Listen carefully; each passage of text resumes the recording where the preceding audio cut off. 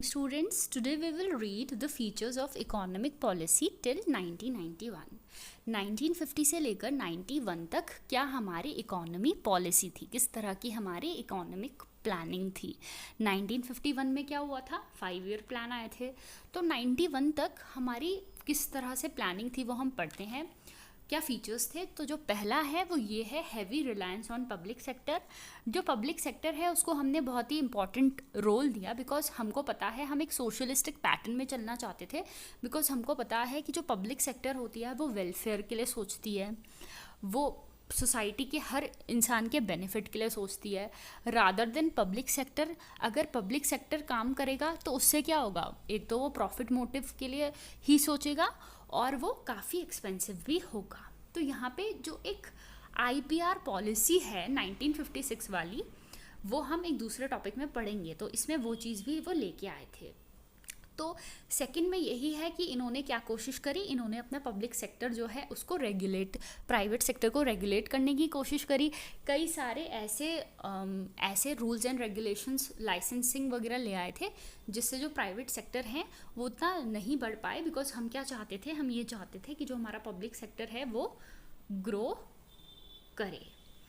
अब protection of small scale industry and regulation of large scale industries, हम अपने small scale industries को, हमारी जो छोटी सी इंडस्ट्रीज़ है उसको प्रोटेक्ट करने के लिए जो लार्ज स्केल इंडस्ट्री है वो, उसके लिए हमने क्या करा, उसको हमने काफ़ी सारे रूल्स एंड रेगुलेशन बना दिए थे, ताकि जो स्मॉल स्केल इंडस्ट्री है उसको वो उतना अफेक्ट ना करे, वो उसको इतना मेजर कंपटीशन ना दे। तो इसलिए हमने स्मॉल स्केल इंडस्ट्री को बचाने के लिए लार्ज स्केल में कई सारे रूल्स बना दिए थे। और इसमें है focus on saving and investment. हमने ये सोचा कि हम क्या करें, हम सेव करें और इन्वेस्टमेंट जो है उसकी जो हैबिट है वो डेवलप करें लोगों के बीच में। क्योंकि अगर आप इन्वेस्ट करते हो तो उससे क्या होता है, उतने ही डबल ट्रिपल से क्या होता है, जो आपकी इनकम होती है वो जनरेट होती है। ये हमने किस में पढ़ा है, ये हमने मैक्रो में पढ़ा है, इन्वेस्टमेंट मल्टीप्लायर में। तो उससे क्या होगा, जो लोगों का जो स्टैंडर्ड ऑफ लिविंग है वो इम्प्रूव होगा और जो हमारी इकोनॉमी है वो ऑब्वियसली ग्रो करेगी। फिर इसमें हमने देखा कि हम प्रोटेक्शन फ्रॉम फॉरेन कंपटीशन। अब जो फॉरेन कंपनीज है उनको हमने स्टॉप करने की कोशिश करी, बिकॉज ऑब्वियसली वो हमारे डोमेस्टिक प्रोडक्ट्स को बहुत ही ज़्यादा कंपटीशन दे रही थी। तो इसलिए हम अपने आप को सेल्फ सफिशिएंट बनाना चाहते थे।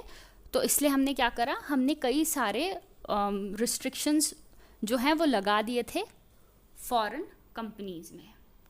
अब क्या है, फोकस और ऑन इम्पोर्ट सब्सटीट्यूशन। हमने ये कोशिश करी कि हम कम से कम जो है वो इम्पोर्ट करें, ताकि जो हमारा खुद का जो मार्केट है वो ग्रो करे, जो डोमेस्टिक मार्केट है वो ग्रो करे, लोग जो है वो वहाँ से जो प्रोडक्ट्स हैं उसे परचेज़ करें। और जितना भी जो फॉरेन कैपिटल है उसको भी हमने रोक दिया गया, जो भी ये एफडीआई है इसको स्टॉप कर दिया गया। क्योंकि क्या है, ये हमको ये बहुत ही ज़्यादा कंपटीशन दे रहे थे। तो इससे जो हमारे हैंडमेड प्रोडक्ट्स हैं वो नहीं कम्पीट कर पा रहे थे मशीन मेड्स प्रोडक्ट से। क्योंकि जो मशीन मेड प्रोडक्ट्स होती है उसकी जो कॉस्ट है वो कम आती है ना। तो फिर इससे क्या है, जो हमारा जो मार्केट है वो डिस्ट्रॉय हो जाता। तो इसलिए हमने इन सब में कई ज़्यादा रिस्ट्रिक्शंस लगा दी थी। Okay students, so I hope that you understand that what are the features. Please go through it again.